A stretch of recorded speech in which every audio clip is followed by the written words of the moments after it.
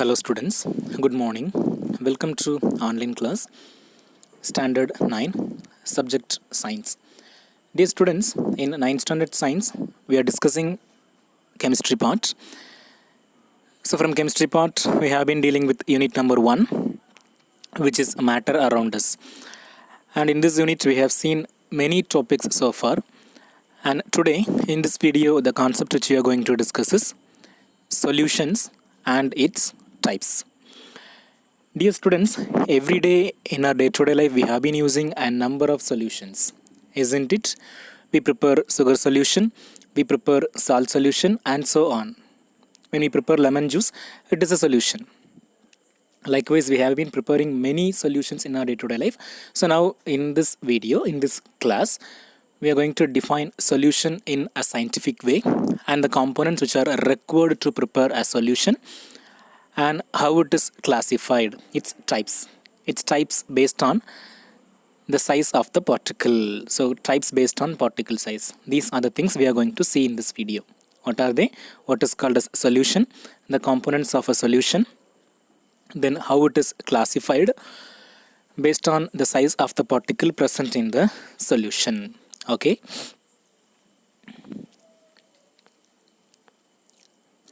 Okay, solutions.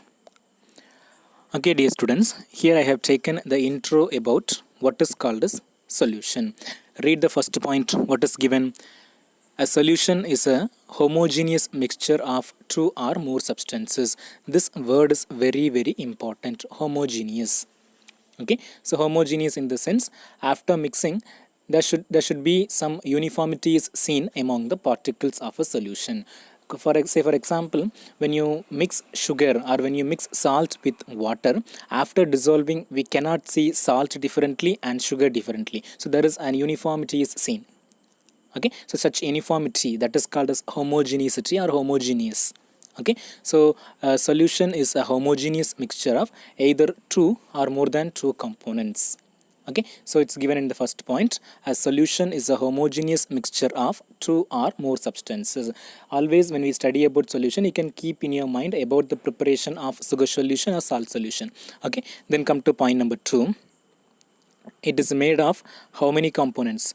Two components. Generally, basically, to form a solution or to prepare a solution, we need two components. Okay, and those two components are, say again, let me come to the example of sugar solution. To prepare sugar solution, what are the things we need? We need a certain quantity of sugar as well as a certain quantity of water. So by using these two basic components, we can prepare a sugar solution. So generally, to prepare a solution, we need two components, and those two components are solute and the one more is solvent. So what are the components required to prepare a solution? We need a solute and a solvent to prepare a solution. Now in the coming slide we can see what is called as solute and what is called as solvent. Okay, Mama? Okay, so let me tell me one more time what is called as solution. It is a homogeneous mixture of two or more substances, and in order to prepare a solution we need two components. What are they? Solute and solvent. Okay, Mom. Okay, dear students, here I have taken the definitions of solute and solvent. First, let us see solute. Okay, read the definition of solute.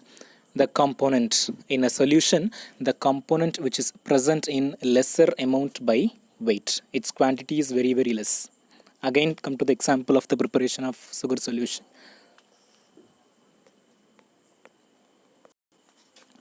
Okay, so in the preparation of sugar solution, sugar will be taken in the lesser quantity and water will be taken in the higher quantity. So here in sugar solution, sugar is a solute and water is a solvent. So what is solute? In a solution, the component which is present in a lesser amount by weight is called solute. Okay, then let us see what is called as solvent. That is given here. In the preparation of a solution, surely one of the component will be larger in amount. So that component, the component present in higher amount by weight is called as solvent. Okay, is it clear? Can you able to differentiate solute and solvent? What is solvent? In a solution, the component which is present in higher amount is called as solvent, whereas the component which is present in a lesser amount by weight is called as solute. So in sugar solution, sugar is a solute whereas water is the solvent. Okay, so with this solute and solvent is over, then there is a picture I have placed to show the formation of a solution. What is the first picture? It is a solvent. Okay, and what is this picture number 2? It is solute. When this solute is added with this solvent, what do we get? We are getting a solution. Okay, Mama? Okay, so when solvent and solute are mixed together, we get a solution. So this is a simple diagram, a simple picture which shows the formation of a solution. Okay, and one more picture I have taken for explaining. Look here. What is the first picture? It is the picture of salt. Okay, salt is a solute, and when salt is added with water, here water is a solvent. It is in large quantity, no, so it is a solvent. It is in lesser quantity, so it is a solute. Okay, so when this salt is added with this water, we get a salt solution, salt water, or we can say salt solution. So it's an example for solution. Okay, dear students, from this example we came to know that to prepare a solution we need two components, those are solute and solvent, or we can say when solute and solvents are mixed together the product is a solution. Okay, now let us see the types of solution. We are going to see how solutions are classified based on the size of the particles. Based on the size of particles present in a solution, we are going to classify them, and so it is called as types of solutions. Okay, so here also I am going to explain using some pictures. Look the first picture. Here I have taken the example of the preparation of sugar solution. How the solution of sugar or sugar solution, how it can be prepared when sugar is added in water. When sugar is dissolved in water, we will get a sugar solution. And here when we look at the particles, can we, after dissolving, can we see the sugar particles with normal eyes? No, we cannot see, which means the size of particle, the particle size is very smaller. The particles cannot be seen with our direct eyes. Such kind of solutions are called as true solutions. Okay, so what can be true solution? The solution in which the size of the particle is very small. Okay, so such kind of solutions are called as true solutions, or we can say they are the transparent one. Okay, so it's a transparent one. After preparing sugar solution, if you look at them, how it is a transparent one. So that is called as true solution. The simplest example is sugar solution or also salt solution. Okay, so type number 1 is over. Then type number 2. Here the example is preparation of starch solution. Okay, so starch is a sweet taste substance. Look here. Or also we can say normally we have seen glucose in our house, no? That can also be taken. Okay, when this starch is dissolved in water, we are getting a solution like this, isn't it? Yes. Now look at the appearance, how it is. It's very cloudy. And why this cloudy nature appears? It's because of the particles are little larger in size than the previous one, and because of this larger size of the particles, the solution becomes turbid.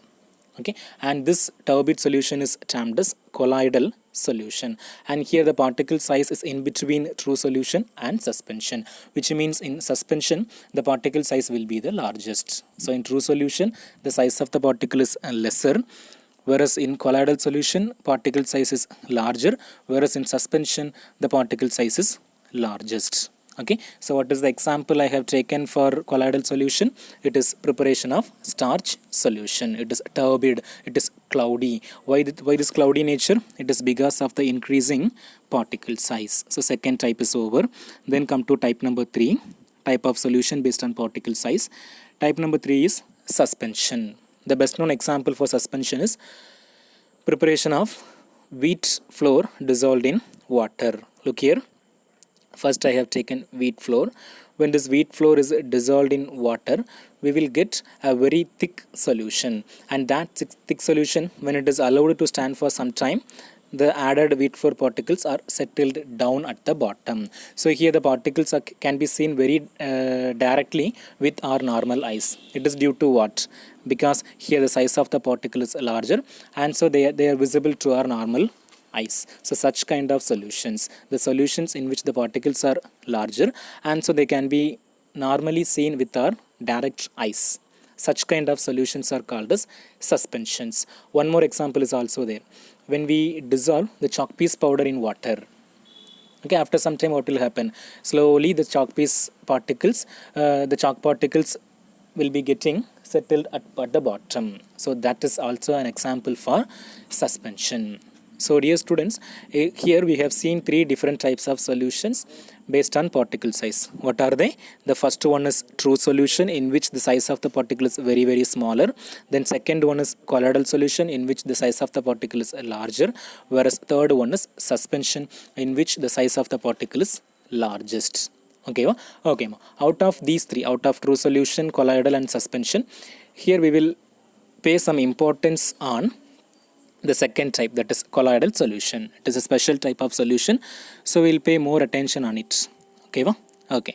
Now we are going to see about colloidal solution in a detailed way. Okay, look here. Here it's a intro about colloidal solution. What is called as colloidal solution? First point, it is a heterogeneous system. Heterogeneous means what do you mean by the term heterogeneous? There will be two different phases. We can see two different phases. One can be solid and the other can be liquid. Okay, the solid particles are, even though they are very very smaller, here it is given heterogeneous system. Okay, okay. So the colloidal solution is a heterogeneous system. Okay, okay. And students, generally we know to prepare a solution we need two components. What are they? One is solute and the one more is solvent.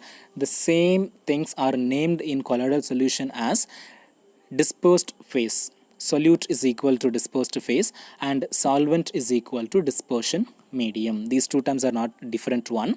Solute and solvent are called in the case of colloidal solutions as dispersed phase and dispersion medium. Is it clear, students? Can you able to understand what is called as dispersed phase and what is called as dispersion medium? Dispersed phase is solute and dispersion medium is solvent. Okay, okay. Then in the third point, it is given about the physical states of dispersed phase and dispersion medium. We have to see whether they are solid, liquid or gas. So that is explained in point number 3. Let me read. The dispersed phase or the dispersion medium can be a solid or a liquid or a gas. They can be in any physical state. They can be solid, they can be liquid or they can be gas. And based on these combinations, different physical states of the combinations of dispersed phase and dispersion medium, we have 8 different types of colloidal solutions that I have shown in the next slide. Let us see that. Okay, so see here, first column is a serial number, second one is a dispersed phase, third one is a dispersion medium, and example also is taken. Look here, first one, when solid is dissolved in solid, we get a colloidal solution and it is called as solid sol. Okay, when solid is mixed with the solid, we get a colloidal solution. What is its name? Solid sol. And here the examples are alloy. Okay, alloy means it is a homogeneous mixture of one solid in another solid. Okay, so alloy is any one example we can see. Okay, so for solid sol, what is the example given? Alloys are the example taken. Then secondly, when a solid is dissolved in a liquid, it is called as sol. And here the examples are ink. The simplest example I'll explain. Ink. Dear students, generally the ink which we use is not a liquid one. It is a dye. Dye is a solid substance. When that colored substance is dissolved in water, when that solid colored substance is dissolved in water, we get ink. So ink is a sol. It is a colloidal solution of solid dissolved in liquid. Then come to the third combination, solid in gas. When a solid is dissolved in a gas, it is named as aerosol. And here the example is smoke as well as dust. Okay, if you look at the dust, what is there? The finer solid particles are suspending over the gas. Okay, so aerosol, the example is dust, or also we can say smoke. Okay, then for the type 4 is liquid in solid. When a liquid is dissolved in solid, it is called as gel. And here the examples are curd, cheese, jelly. Okay, if you look at the curd, the quantity of water will be less. Okay, so liquid is a solute, that is dispersed phase, and here solid is the dispersion medium. Liquid particles are dispersed in solid particles. The common name is gel and the example is curd.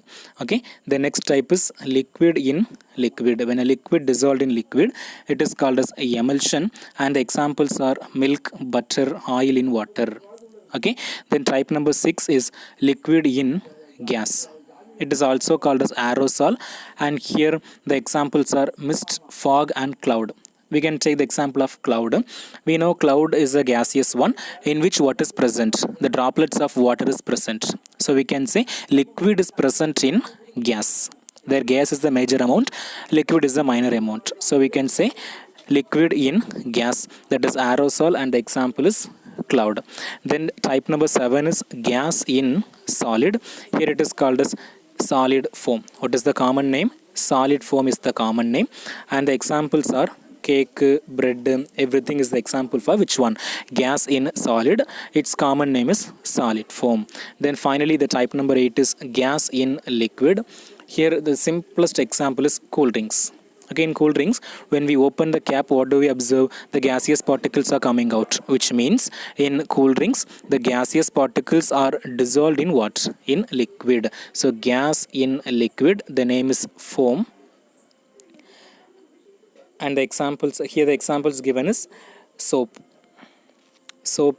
then aerated water. Aerated water means like Fanta, 7-Up. So such kind of cool drinks are called as aerated water. Okay, dear students, these are the 8 combinations of colloidal solutions. By means of the different combinations of the physical state, we get 8 different types of colloidal solutions. Okay, in this video, what are the things we have seen? We have seen what is called as solution, its definition, then what is solute, what is solvent, how a solution is obtained, then example for solution, types of solution. We have 3 different types of solutions based on particle size. Those are true solution, colloidal solution and suspension. And about colloidal solution we have seen, and the types of colloidal solution also we have seen. So with this video ends. Dear students, it's a very, very important concept, so you can watch the video and have a clear understanding. Thank you.